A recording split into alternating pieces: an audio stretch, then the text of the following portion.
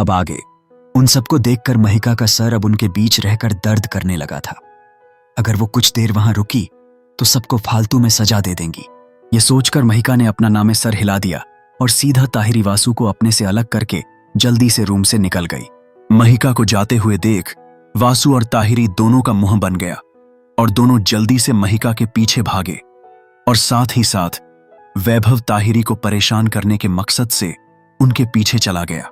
सबको जाते हुए देख एरिना भी उसके पीछे जाने लगी थी कि जल्दबाजी में उसका पैर भी उसकी साधी में उलझ गया और वो गिरने लगी। वो गिर पाती। युवराज ने जल्दी से अपने होश में आकर उसे उसकी कमर से पकड़ खींच लिया। गिरने के डर से एरिना ने भी जल्दी से युवराज का कॉलर पकड़ खींच लिया, लेकिन तभी उसकी आंखें बंद हो गईं, क्योंकि युवराज का हाथ एरिना की खुली कमर को छू रहा था, जो एरिना के मन में बेचैनी पैदा कर रही थी। एरिना की हिम्मत ही नहीं हो रही थी कि इस वक्त वो युवराज को आंख खोलकर देखे भी, क्योंकि उसे एहसास हो रहा था कि युवराज की नजर उस पर ही है। युवराज पहली बार एरिना को ऐसे देख रहा था। ऐसा नहीं था कि वो कभी एरिना को इंडियन ड्रेसेस में देखना नहीं चाहता है। हर कोई चाहता है जहां से वो है, जहां से वो पैदा हुए हैं, जो उनका देश है, वो उनकी संस्कृति अपनाए या अपने आसपास के लोगों को भी उन्हीं में देखे। हर कोई चाहता है और यही युवराज भी चाहता था, लेकिन उसने कभी एरिना से इसका जिक्र तक नहीं किया था, क्योंकि वो एरिना की पसंद नापसंद अच्छे से जानता था। लेकिन आज एरिन को अपने सामने ऐसे देख युवराज के मन में हलचल पैदा हो रही थी। एरिना ने आंखें खोली और सीधी खड़िदधी हुई, लेकिन तब भी युवराज ने उसकी कमर को नहीं छोड़ा। एरिना ने यहां वहां देखते हुए कहा, युवी मुझे कुछ काम है, मैं चलती हूं। इतना कहकर वो जाने लगी। वो आगे बढ़ भी पाती कि युवराज ने उसकी कमर को पकड़ी ढहकर उसे अपने और पास खींच लिया, जिससे एरिना की बेचैनी बढ़ती चली गई।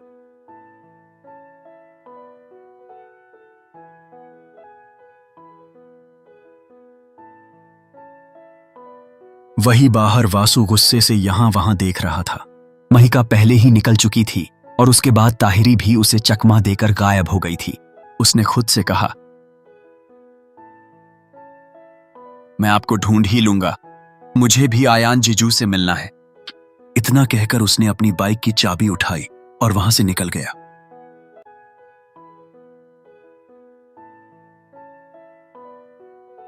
कुछ देर बाद ताहिरी एक कार में थी।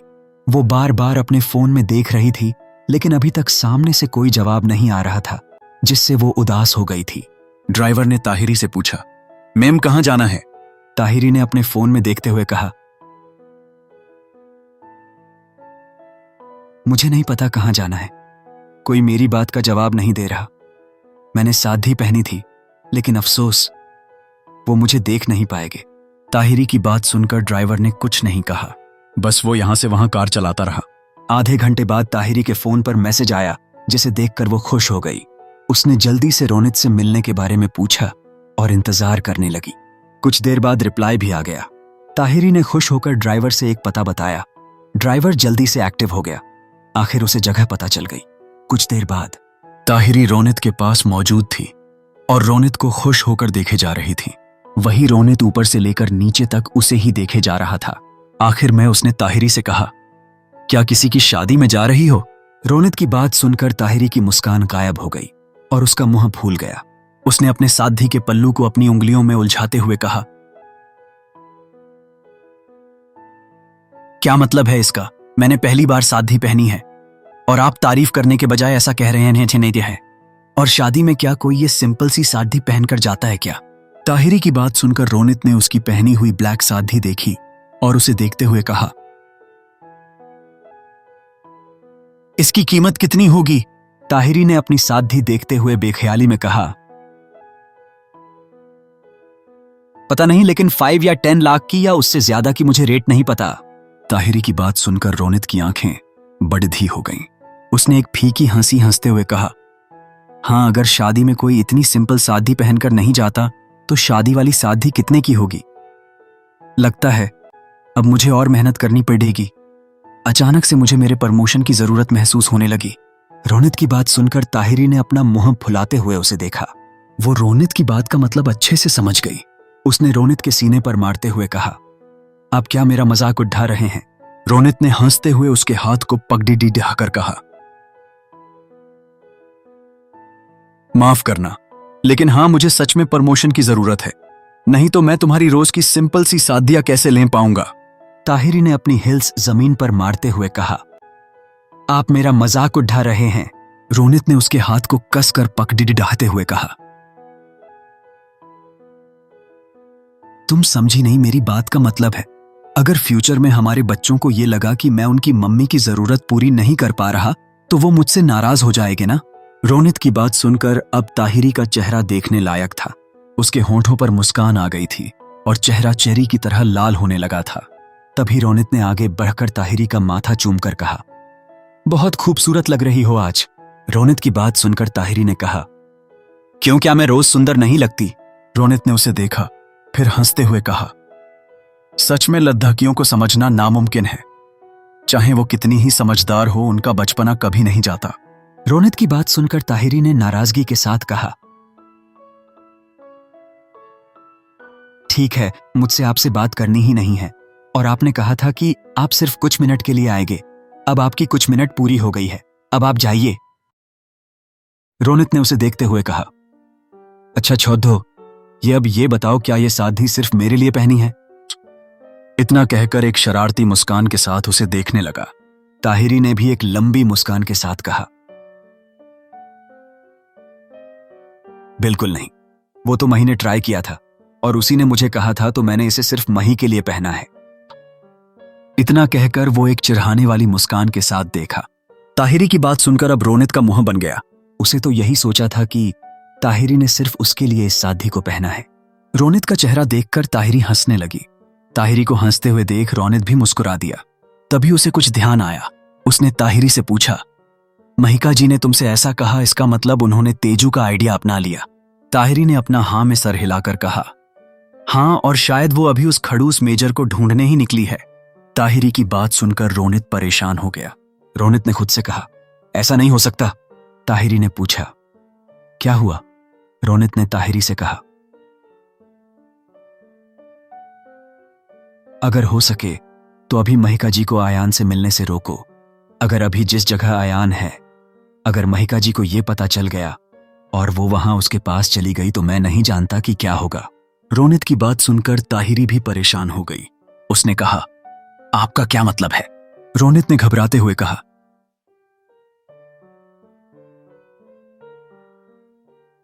इस वक्त आयान एक गिरोह को पकड़ने के लिए एक जगह पर गया हुआ है।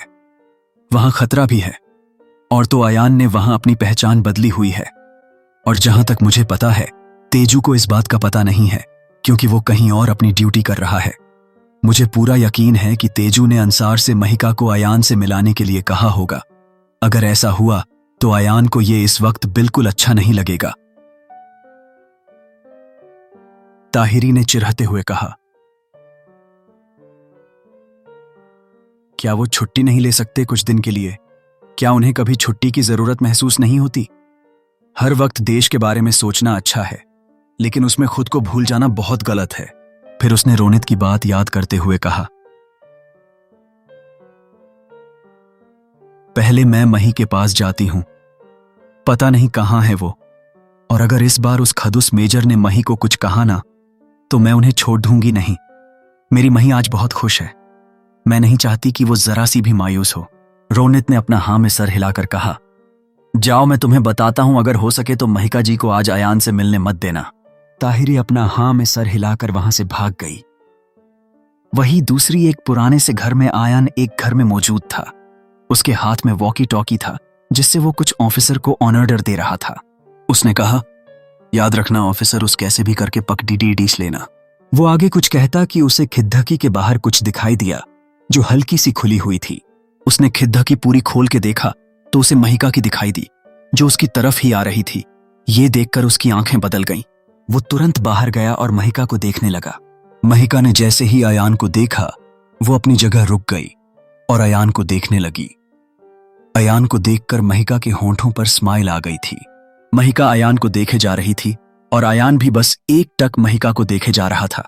आयान एक टक महिका को देखे जा रहा था। महिका को देखते देखते आयान के माथे पर सिलवटें पिड़िढ़ने लगी। उसकी आंखों के सामने वो दिन घूमने लगा जब एक बार महिका ने रेड कलर की साधी पहनी थी, जब वो और महिका एक दूसरे के बहुत पास थे और दोनों की आंखों में सिर्फ एक दूसरे के लिए सिर्फ प्यार ही प्यार था। और उस वक्त वो दोनों ही कितने खुश थे। उस दिन ना तो किसी बात की किसी को कोई परवाह थी और ना किसी के मन में किसी के लिए कोई शक था। अगर उस दिन कुछ था तो वो सिर्फ और सिर्फ प्यार ही था।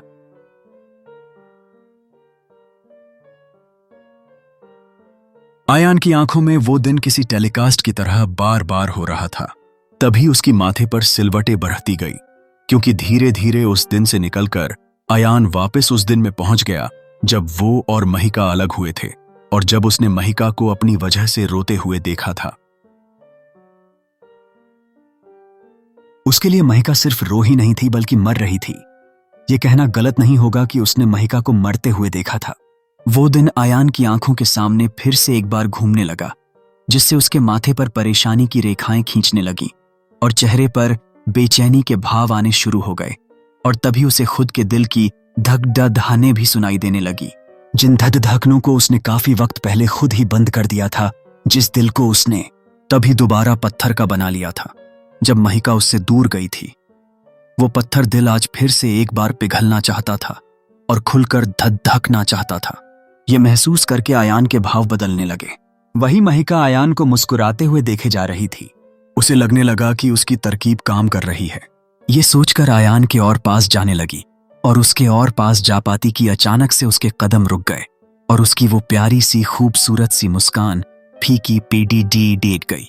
उसे आयान के चेहरे पर बेतहाशा गुस्सा नजर आने लगा। उसकी आंखें लाल होती नजर आने लगी। आयान की बाजुएं कसकर गई थीं। उसके हाथ और माथे की नसें उभरने लगी थी, जबड़े भींचने लगे थे। आयान को समझ आ गया कि महिका ने ये खुद से नहीं किया था और ना ही उसे ये जगह खुद से पता चली है। इसका मतलब किसी ने ये आइडिया महिका को दिया है और उसे यहां उसके पास लेकर आया है। तभी उसकी नजर वही छुपे हुए अंसार पर पड़ी। वो तुरंत समझ गया कि अंसार महिका को यहां लेकर आया है। और वही जैसे ही अंसार ने आयान को अपनी तरफ इतने गुस्से में देखते हुए देखा तो वो कांपने लगा।